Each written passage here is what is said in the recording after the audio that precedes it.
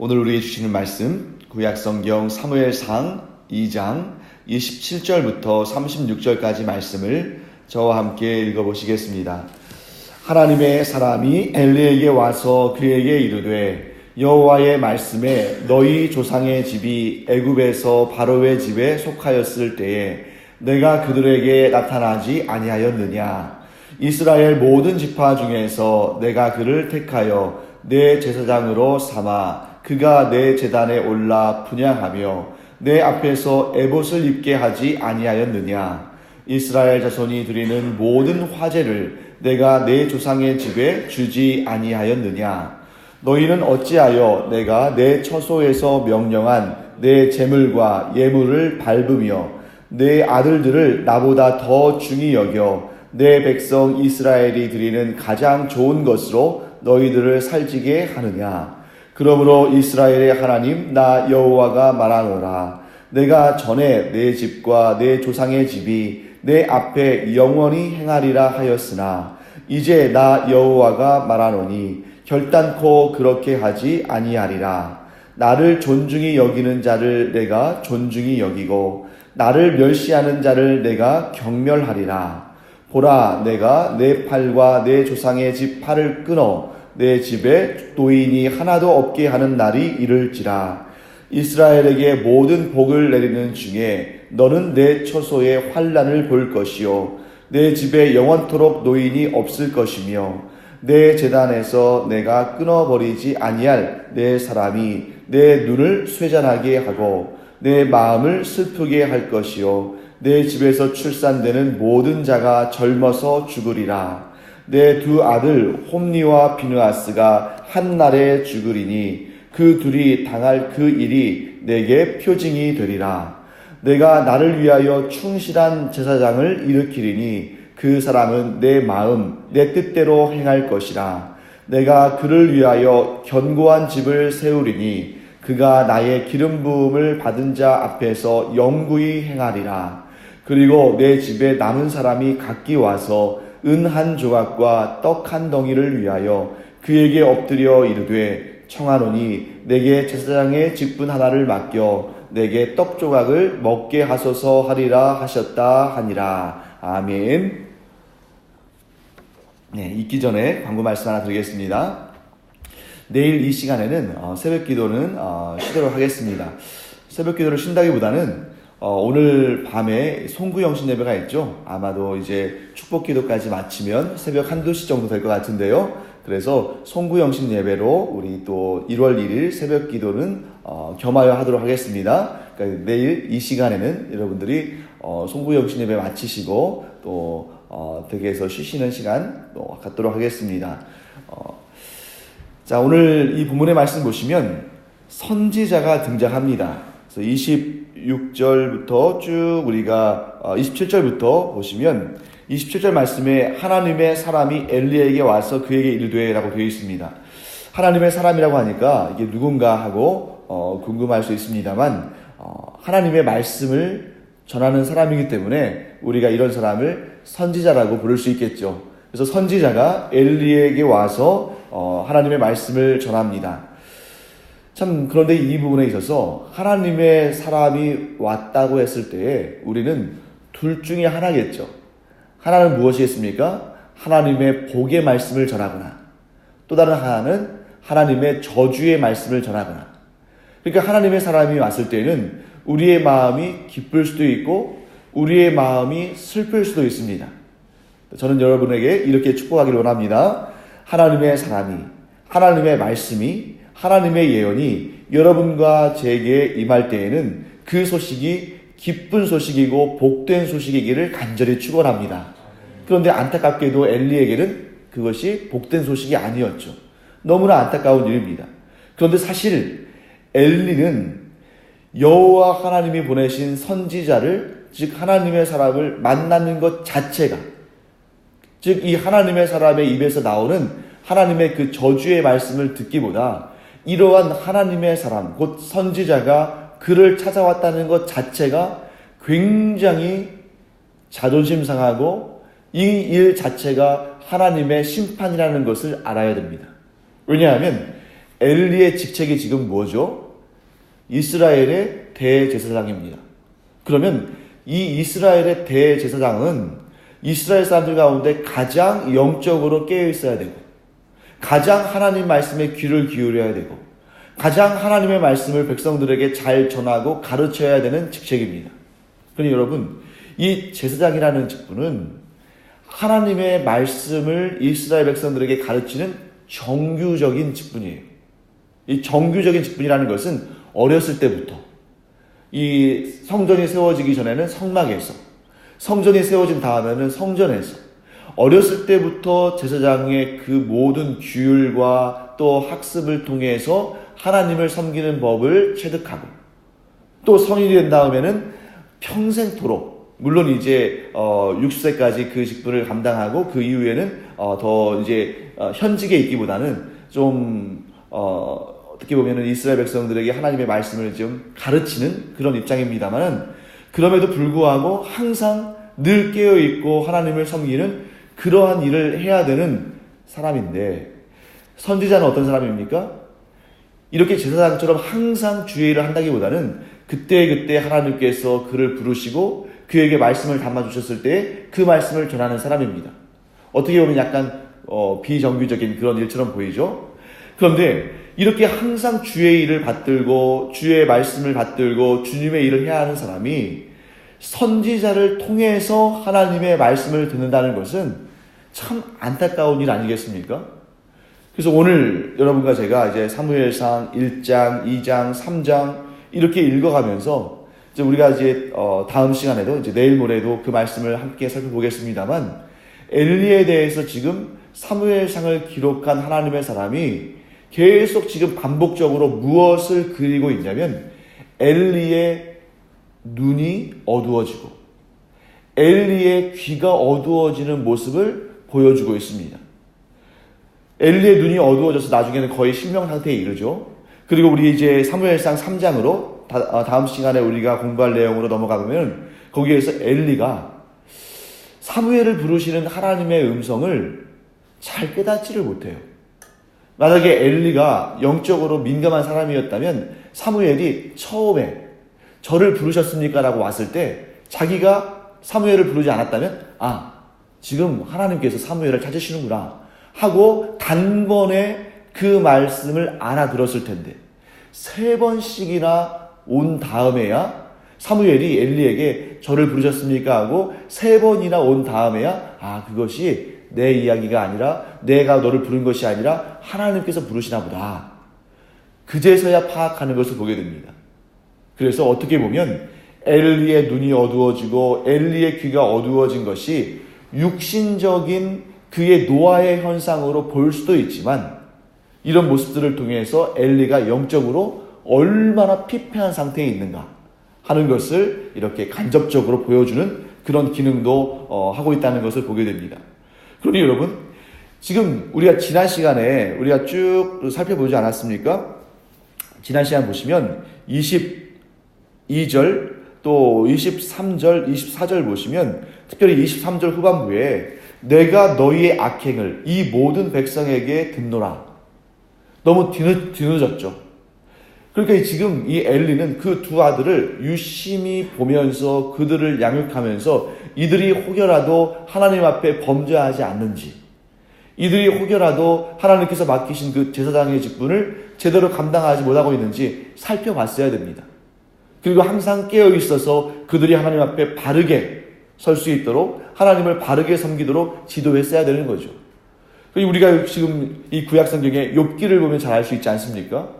욥은 그 자녀들이 모여서 잔치를 하고 했을 때에 그 자리에 있지 않았지만 혹시라도 그들이 먹고 마시는 중에 하나님 앞에 불경스러운 일을 하지는 않았을지, 하나님 앞에 범죄하지 않았을지, 그들을 위해서 제물을 하나님께 드리면서 제사를 드리면서 그 죄를 대속하기를 원하는 그러한 영적으로 깨어있는 사람이었던 반면에, 엘리는 그의 눈이 점점 어두워가는 것처럼, 그의 귀가 점점 어두워가는 것처럼 이렇게 그 두 아들들의 악행에 대해서 가만히 알지 못하고 하나님의 사람이 와서야 또 이스라엘 백성들이 얘기해 줘서야 아는 그런 안타까운 상황 가운데 있다는 것입니다.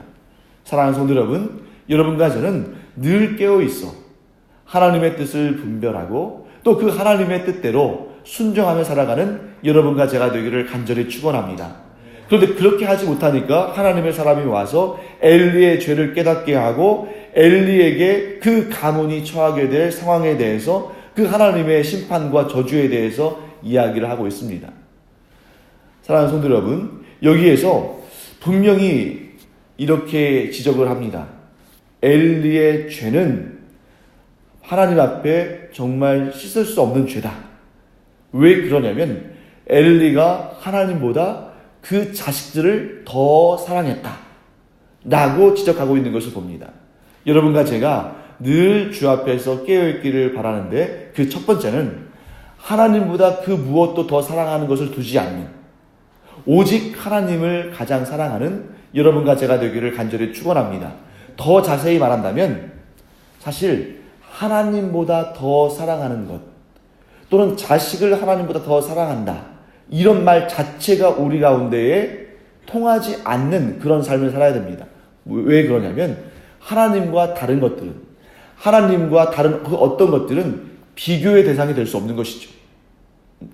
그것이 설령 우리가 가장 사랑하는 자녀이든지, 우리가 가장 기뻐하는 일이든지, 우리의 재산이든지, 우리의 어떠한 그 즐겁게 행하는 일이든지, 우리가 우리의 비전으로 삼고 있는 일이든지, 그 어떠한 일도 하나님과 비교 대상이 될 수 없다. 그러니까 하나님을 우리가 온전히 하나님으로 섬긴다면 나머지 모든 것들은 하나님과 비교의 대상이 되지 않기 때문에 하나님을 하나님으로 섬기는 사람에게는 다른 그 모든 것들은 복이 됩니다. 그런데 우리가 하나님과 다른 것들을 견주어 보고 하나님보다 더 기뻐하고 하나님보다 더 소중하고 하나님보다 더 사랑하는 무엇인가가 있다면 그것은 우상이 되기 때문에 곧 그것은 복이 아니라 화가 되는 것이죠. 그래서 여러분과 제가 철저하게 이런 마음 갖기를 간절히 축원합니다. 그 마음은 무엇인가면 하나님과 비교할 수 있는 것은 아무것도 없다. 오직 하나님만 하나님이시고 나머지 모든 것들은 하나님이 주신 복이다. 이렇게 생각하시면 이 세상에 버릴 것이 아무것도 없을 줄 믿습니다. 근데 우리가 이렇게 마음을 단단히 붙잡지 않으면 사탄이 우리 마음속에 들어와서 우리를 시험하는데 자꾸 어떻게 하는 거예요? 마치 선악과와 하나님을 비교하듯이. 또 우리의 눈에 보기에 좋고 보암직도 하고 먹음직도 한 그 무엇인가를, 그것이 선악과가 아니라 할지라도 그것을 하나님과 자꾸 비교하게 하면서 하나님의 명령을 거스르고 그것을 택하게 하는, 사탄이 그렇게 우리를 얼마든지 시험할 수 있다는 것이죠. 그래서 여러분과 제 안에는 또 여러분들의 가정과 또 여러분들의 행하는 모든 일들 가운데는 오직 하나님만 하나님이시고 다른 모든 것은 하나님이 주시는 복이다. 이렇게 여기심으로 말미암아 하나님도 열심히 잘 섬기고 하나님이 주시는 복들도 받아 누리는 여러분과 제가 되기를 간절히 축원합니다. 근데 여러분, 여기에서 좀 재밌는 사실 하나를 우리가 볼 수 있는데요. 지금 가장 악한 죄를 저지르고 있는 것은 사실 엘리라기보다는 엘리의 두 아들이죠. 지금 직접적으로 하나님의 것을 훔치지 않았습니까? 그러니까 그 하나님의 것을 훔친 사람들은 엘리의 두 아들들인데 하나님의 사람은 엘리의 두 아들들에게 가지 아니하고 지금 누구에게 왔습니까? 엘리에게 왔습니다. 왜 그랬을까? 저는 두 가지로 한번 생각해 봤습니다. 첫째, 엘리는 이 자신의 두 아들들의 죄에 대해서 결코 자유로울 수 없습니다. 왜냐하면 엘리가 그 가정의 가장이었기 때문입니다. 한 가정의 가장으로서, 그리고 자녀들의 부모로서 우리는 이 가정을 잘 이끌어가고 자녀들을 잘 양육해야 되는 책임을 부여받았습니다. 그래서 내가 직접 이러한 악한 죄를 저지르지 않았다 할지라도 내가 이끌어가는 가정이, 내가 양육하는 자녀들이 범죄했다면 그 가장과 그 부모는 결코 그 죄로부터 자유로울 수 없다는 것이죠. 그래서 하나님의 선지자는 엘리 역시 하나님 앞에 죄를 지었음을 지적합니다. 그리고 그 죄는 아들들을 하나님보다 더 중히 여긴 죄인 것이죠. 사랑하는 성도 여러분, 가장 사랑하는 사람들이 내게 복이 되려면 그가 하나님 앞에 하나님을 경건하게 섬기도록 지도하고 양육해야 됩니다. 여러분과 제가 그와 같이 내가 가장 사랑하는 자녀들이, 내가 가장 사랑하는 가족들이 하나님 앞에서 내게 주신 가장 큰 복이 되도록 하기 위해서 그들을 믿음 가운데 잘 양육하고 믿음 가운데 잘 이끌어가는 그러한 여러분과 제가 되기를 간절히 축원합니다. 그 다음에 이 엘리에게 이 하나님의 사람들이 와서 이러한 얘기를 하는 이유는 엘리의 두 아들들에게는 듣는 귀가 없었기 때문이에요. 여러분, 하나님은 우리의 중심을 아시고 또 하나님은 당신의 그 귀한 힘을 쓸데없는 일에 사용하지 않으십니다. 만일 하나님께서 하나님의 사람 이 선지자를 엘리의 두 아들들에게 보내셨다면 아무 유익이 없는 무익한 일이 됐을 것이고 시간 낭비가 됐을 것입니다. 왜 그랬을까요? 아버지의 말도 듣지 않는 그 엘리의 두 아들들이 그 하나님의 선지자, 하나님의 사람의 말을 들었을 리는 그 가능성은 제로입니다. 0%입니다. 하나님은 그걸 아시는 것이죠. 하나님께서 그 엘리의 두 아들들의 중심을 아시고 그들이 하나님의 말씀에 어떻게 반응할지를 아셨기 때문에 아예 하나님의 사람을 엘리의 두 아들들에게는 보내지 않으셨습니다. 그나마 엘리는 지금 귀가 어두워지고 눈이 어두워지고 있지만 그나마 엘리는 하나님이 보내신 사람의 말을 듣고 자신의 죄를 시인합니다. 그나마. 사랑하는 성도 여러분, 우리가 이 엘리의 모습을 통해서 참 이런 걸 느끼죠. 때가 늦기 전에 하나님의 말씀을 들어야 하는구나. 엘리는 뒤늦게나마 이 하나님이 보내신 사람의 말을 듣기는 합니다.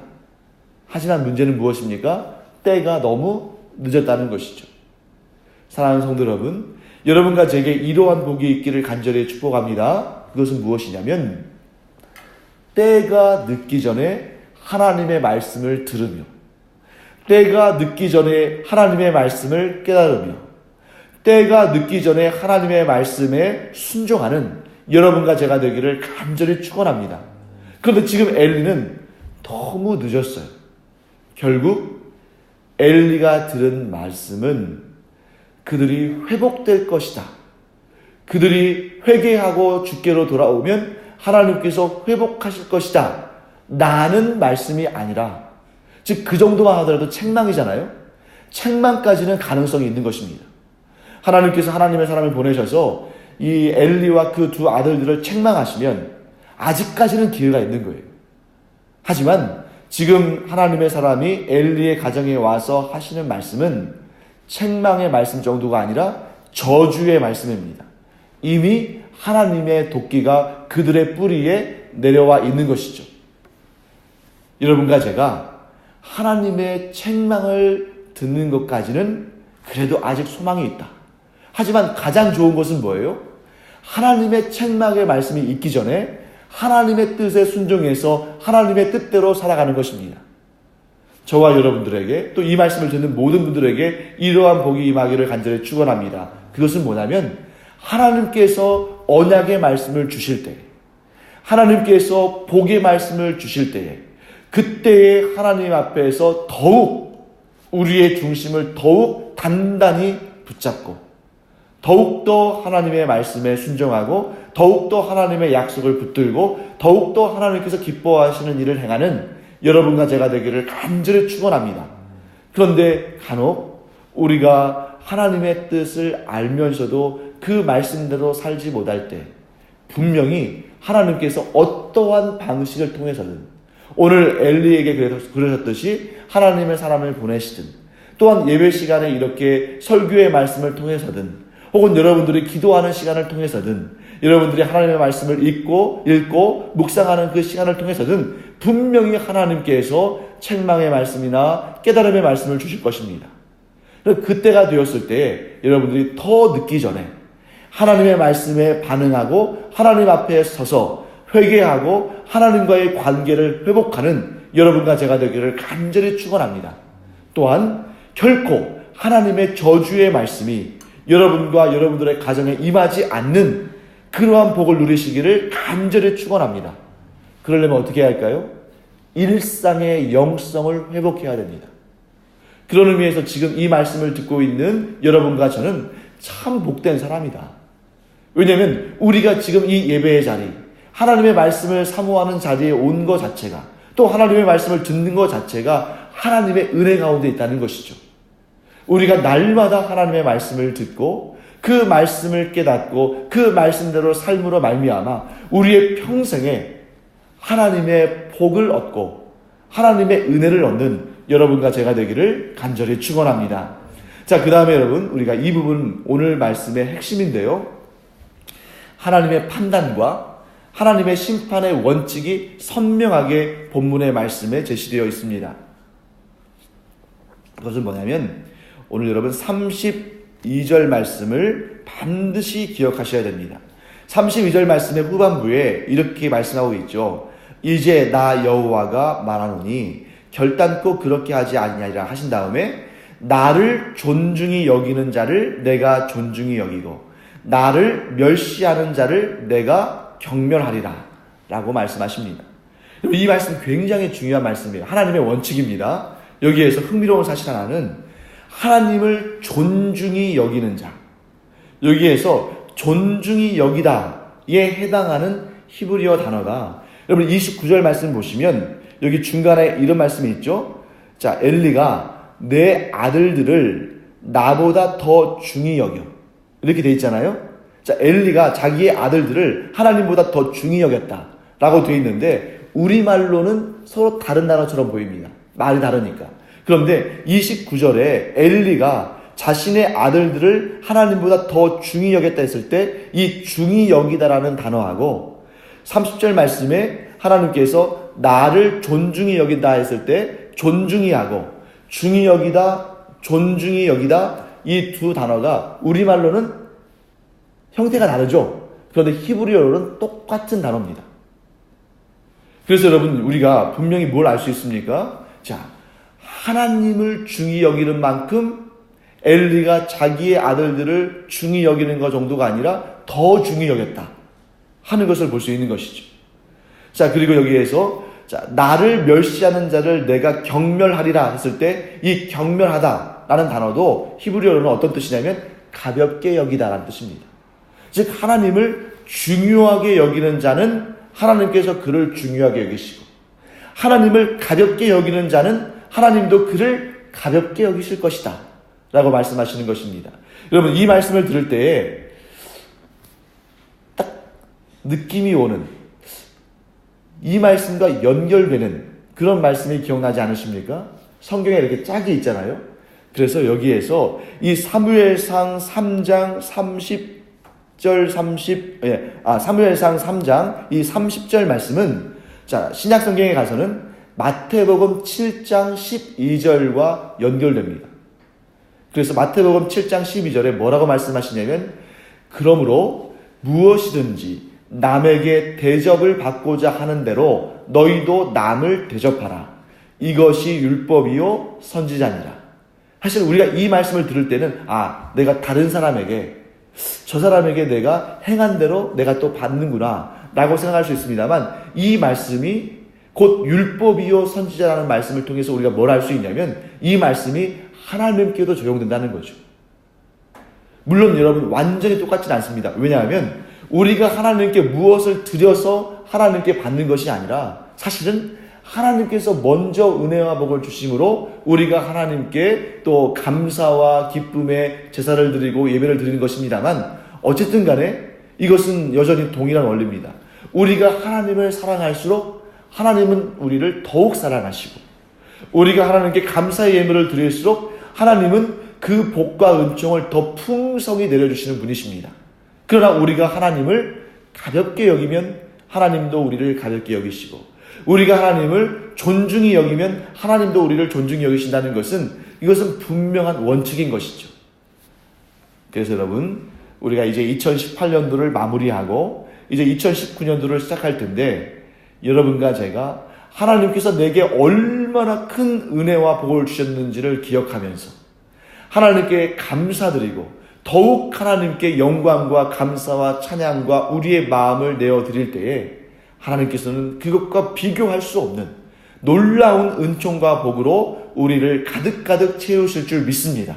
그래서 오늘 이 본문의 중심 3장 30절 말씀처럼 우리가 하나님을 존중히 여기고 또 우리가 하나님을 그 무엇과도 비교할 수 없는 그런 나의 온전한 유일한 하나님으로 섬김으로 말미암아 하나님의 은혜와 복을 충만히 누리는 여러분과 제가 되기를 간절히 축원합니다. 그래서 그런 사람을 하나님께서 뭐라고 부르시냐면 35절 말씀에 이렇게 되어 있죠.